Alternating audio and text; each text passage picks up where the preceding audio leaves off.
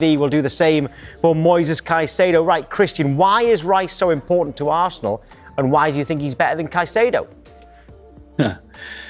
Look, this question's been floated around a lot. Personally, I think they're both two great players. Like Tim said, both north of 100 million. And a lot of the times when you bring in a player for big money, or we've seen in the Premier League players been brought in for big money and they haven't proven their price tag. I think these are two guys that are actually worth big money, play a massive role in their teams. I agree that if you take Caicedo out of Chelsea, it probably has a bigger impact because we have the squad to fill in for Declan Rice. But yeah, just on Declan, this guy is so important to what we do. You know, if you want him to do the 6 role and break up play and win the ball back and progress it forward, he can do that. I think Arteta sees him as more than just that. You know, if you want him to play in the 8 role where he's getting forward and driving forward with the ball, getting on the end of things, shooting from outside the box, set piece deliveries, like he has it all. He's an absolute engine. Like you see players tiring in games. Sometimes I watch Declan Rice and I think he actually looks fitter and like he has more energy towards the end of the game sometimes. It's absolutely crazy. Obviously we see against Burnley on the weekend, the definition of a box-to-box midfielder. He is in our box defending a long throw. 10, 20 seconds later, he's in their box scoring a goal. So this guy is so important to what we do. He's one of the players, if you were to take him out, I think there's 3 players, Timber, Gabriel and Declan Rice right now are 3 most important players. If you were to take any of those out, the level drops massively. So yeah, look, I love Rice, but I've got a lot of respect for Caicedo at the same time. Go on then, John, make your case for Caicedo. Yeah, I have to go for Moises. I actually feel like Moises gets a bit maybe underrated because he's using like a very specialised role at Chelsea where he's got a lot of responsibilities. You know, he's breaking the play up, he's kick-starting the play as well, defending transitions. It's one of those roles where if he makes any type of slight error, like the entire system could collapse. And he's performing at this like ridiculous intensity. Like he's putting in straight 8s out of 10s every single week now for like a whole year. But I think what kind of elevates Caicedo as well is that as an all-round football player, I think this guy doesn't get enough credit for it. I mean, not only can he play the line breakers, the kickstart attacks, he can pin those driving switch balls to release attackers out wide. But he's also showing he's got that type of Rodri ability to change the game now, where, you know, if you give him that freedom to kind of roam up the field to take shots now, he scored 4 goals this season. And every time Moises scores, I mean, it's a cannon that's going straight in the back of the net. And he's scoring the decisive, important goals that are changing the game, that's giving us the lead, that's giving us the advantage. I think the guy, in my opinion, I see like these comparisons of like Kante, Makelele and Essien. I feel like he is like the embodiment of all some of like their best qualities in his game. Like he's got the Essien shooting and playmaking, he's got the Makelele defensive reading, and he's got that Kante ability to just kind of win in midfield by himself. He's a few years younger than Rice, and I think already you're seeing like a really, really high level to him. And I actually think he's like the best bargain 100 million purchase that has ever been spent on a guy for that amount of money. So yeah, I think Caicedo is incredible and is only going to get better. In your lifetimes, guys, and you're only young guys, and you've only seen so many years, is Moises and Declan, are they the best signings you've ever seen your club make? It's a very good question. Of this kind of Emirates era, I think so. I think the longevity you're going to get from him, consistency, he's always fit. Always, like John was saying, Declan Rice is the same. He always puts in a 7 or 8 out of 10. You know what you're going to get. I think the thing Rice has over Caicedo is he can do a lot more. If you want Rice to be that 6 and sit back and win the ball and progress the ball, he can do that. But like we're saying, if you want him to be in the 8 position, box to box, scoring goals, you know, he's got his trademark now as well. You know, the kind of in to out kind of whip far post. We saw that against Chelsea at Stamford Bridge a couple of years ago. Saw it against Newcastle last season, Manchester United, set piece deliveries. So yeah, one of the best signings of the Emirates era for sure. Who? Give me a name. You have to give me a name because I think he's your best in the time you've been watching. Yeah, look, I love Saliba and Gabriel as well. They're up there. But if you're talking midfielders, Declan Rice probably going to be number 1. Yeah, I suppose if you're going back to the hybrid age, you talk about Henry and Bergkamp and that sort as well, Vieira, Petit. And of course you've said, mate, I know, well, he did just say Emirates. He's in nappies then. He did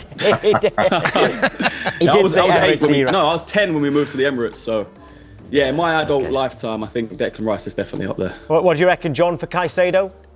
I mean, in my adult lifetime, I saw us sign Drogba, Hazard, and Frank Lampard. So yeah, I can't really answer that. But I think in the modern era, I think he's the most important signing Clear Lake have made.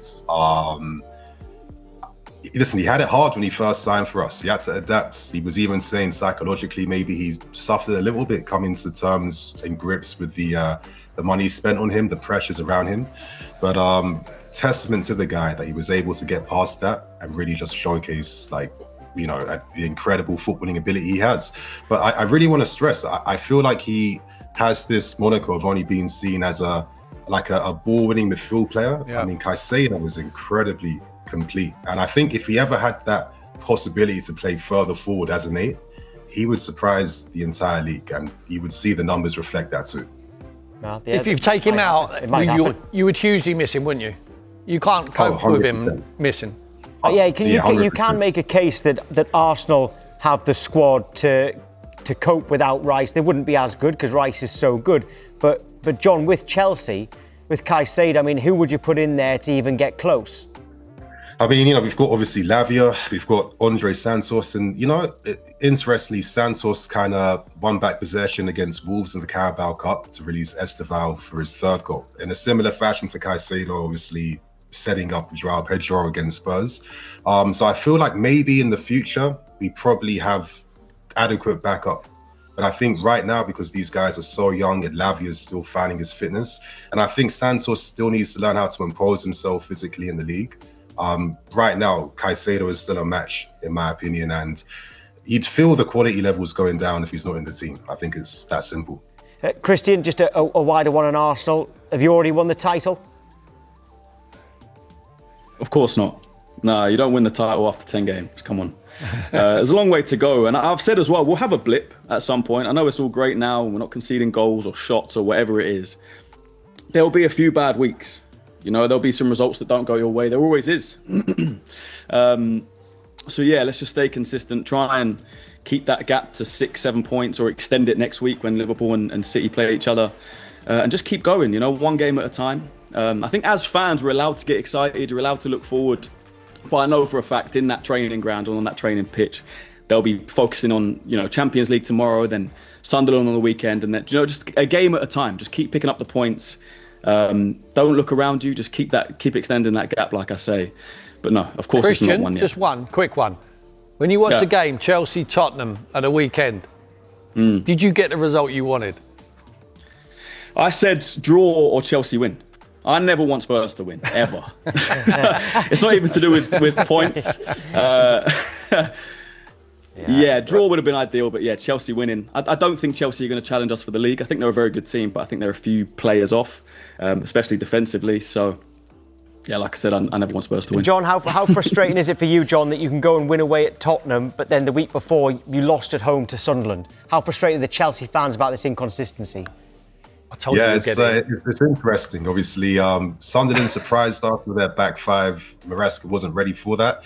And I think until we're ready to kind of, find solutions against, packed defenses, rest defenses, 5 at the back, you can't really talk about our title hopes right now. But in regards to Tottenham, I also have to say that I was incredibly surprised by how willing Tottenham were to give us the game. I think this is probably the easiest game we'll play the entire season. They did everything in their power to ensure that we would have the most comfortable game to create the most opportunities. And I kind of left that game a bit disappointed that we didn't make more of a statement with more goals, because everything was tailor-made for us to only find success against them. So could have been 4 or 5-0.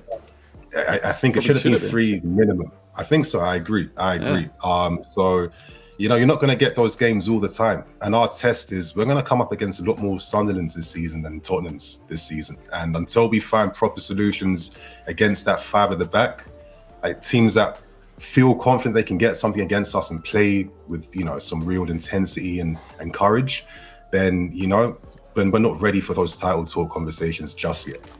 All right, Christian, John, thank you. Nice one, guys.